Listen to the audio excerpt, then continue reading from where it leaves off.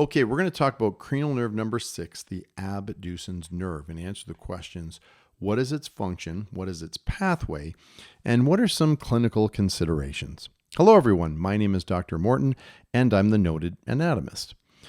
The big picture: the abducens nerve innervates the lateral rectus muscle.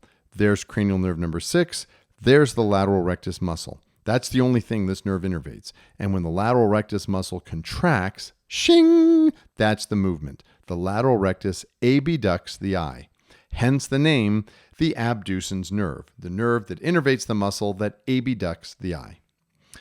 So the abducens nerve arises from the abducens nucleus in the caudal pons. So there is the pons in cross section, and there's the fourth ventricle. And then just on the side ventrally, you have this sulcus limitans that once you find that divot, medial to that is the abducens nucleus.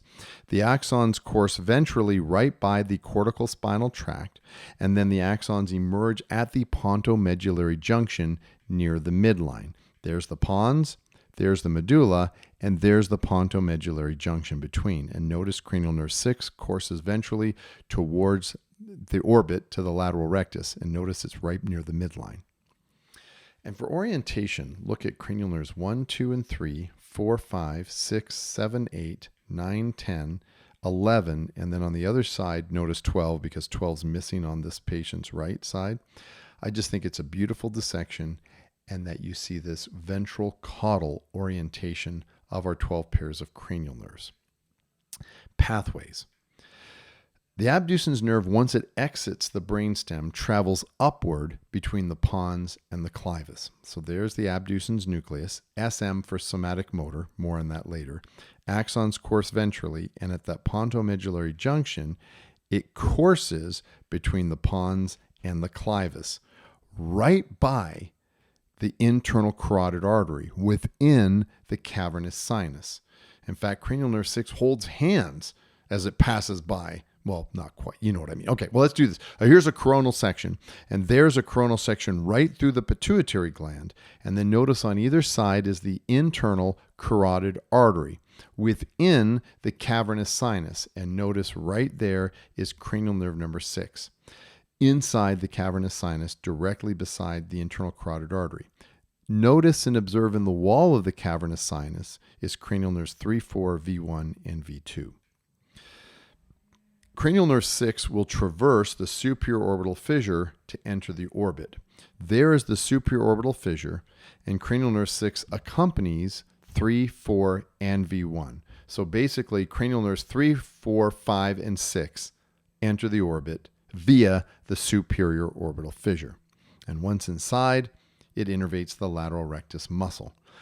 Somatic motor neurons are motor neurons that innervate skeletal muscle derived from a somite. All of the extraocular muscles, the 4 rectus muscles, the 2 oblique muscles, and levator palpebrae superioris are all derived, they arise from preotic somites, hence somatic motor neurons. And the only nerve innervating the lateral rectus is the abducens. Let me say that again. The abducens only innervates one muscle. That's what I meant to say. And it's the lateral rectus. Oh, that was rough. Cranial nerve 6, there's the lateral rectus. And if we cut it distally, we can see the cranial nerve 6 innervating lateral rectus.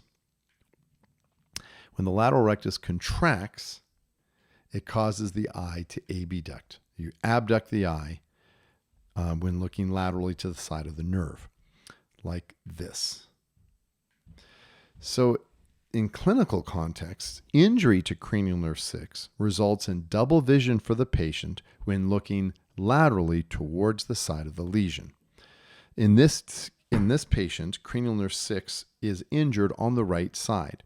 Now, if the patient looks to the left, like that, notice the patient retains conjugate gaze because the medial rectus on the right and the associated lateral rectus on the left are both intact. There's no problem with nerves because what innervates medial rectus? Cranial nerve 3. But now when the patient looks towards the side of the lesion, see that? Because cranial nerve 6 is injured, there's lateral rectus is denervated on the right side, whereas the associated medial rectus on the left is uninjured. and the patient then does not have conjugate gaze. So in a cranial nerve 6 injury, the patient has double vision when looking laterally towards the side of the lesion.